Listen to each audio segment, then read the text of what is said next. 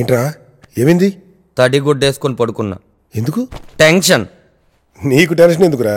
నీ problem solve చేయలేక నాకు రావాలి కానీ నీకు రాదు. నువ్వు నన్ను లైట్ తీసుకున్నావు. రే రే రే నిన్ను లైట్గా తీసుకోవడం ఏంట్రా? నేను బతుకున్నంత కాలం నీ సంతోషం కోసం ఎలాంటి టఫ్ సిచ్యువేషన్ రఫాడించేస్తాను. You don't worry man. Sir. S Murthy గారు వచ్చారు సార్. ఏ మూర్తి? దివ్య వాళ్ళ ఫాదర్ సార్. నేను వస్తా, నువ్వు వెళ్ళు.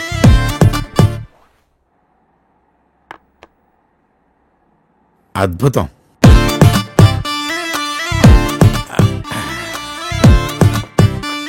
అమృతంలో ఉందామా కాఫీ? ఇలా కలపడం మా కోడల పిల్లకి నేర్పావా? తను నాకంటే చాలా బాగా పెడుతుంది అన్నయ్య గారు. అయితే మా వాడు చాలా అదృష్టవంతుడు అన్నమాట. హలో మూర్తి గారు. హలో అండి. కూర్చోండి.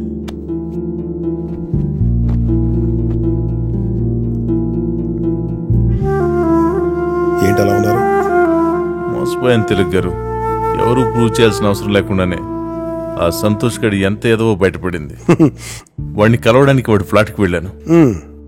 అక్కడ 3 అమ్మాయిలతో చెప్పాలంటేనే చండాలంగా ఉంది. మిమ్మల్ని చూసి కూడా వాడు భయపడలేదా? ఏంటి వాడికి అంత ధైర్యం? ఎవరో ప్రొడ్యూసర్ సినిమా తీయడానికి వచ్చాడు. అతను ఎవరో తెలుసా మీకు? తెలియదు. తెలుసుకోవాల్సిన అవసరం కూడా లేదు. ఎవరో ఒకరిస్తారు, మీరు కూడా ఇవ్వచ్చు. నథింగ్ రాంగ్ అని. అది సరే, ఈ విషయం దివ్యకి చెప్పారా? ముందుగా చెప్పింది అమ్మాయికి.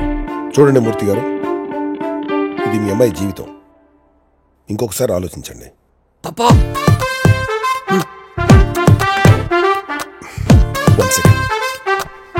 మా కోడలు కలిపే కాఫీ తాగుతూ హ్యాపీగా బతికేస్తా అన్నాడు బావగారు.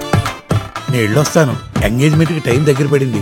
అమ్మాయికి పట్టు చీర కొనాలి, అంజుంగరం కొనాలి. ఆ తర్వాత వెంటనే పెళ్లి అంటే మాట్లాడండి.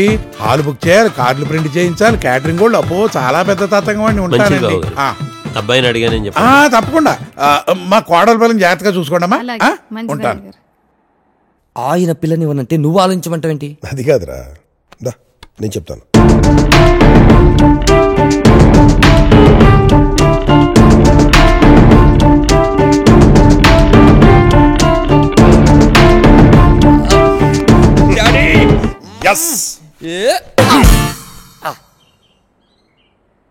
ఏమండి, మీరు కోపండి అంటే ఒక చిన్న మాట.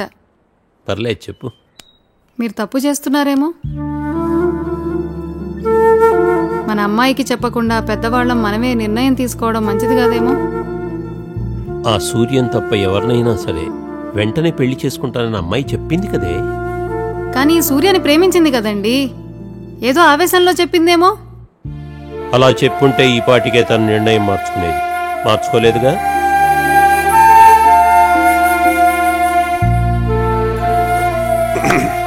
మూర్తి గారు, ఇది ఒక ఆడపిల్ల జీవితానికి సంబంధించిన విషయం. ఇంకోసారి ఆలోచించండి. లేదండి, నేను మాత్రం వాడిని అల్లుడిగా చేసుకునే ప్రసక్తే లేదు. వాడికి అర్హత లేదు.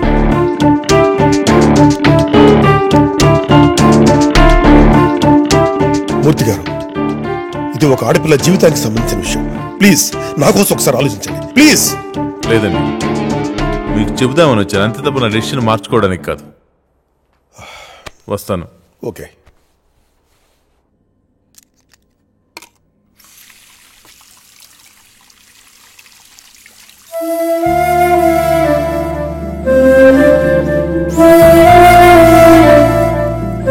చెప్తున్నా విను.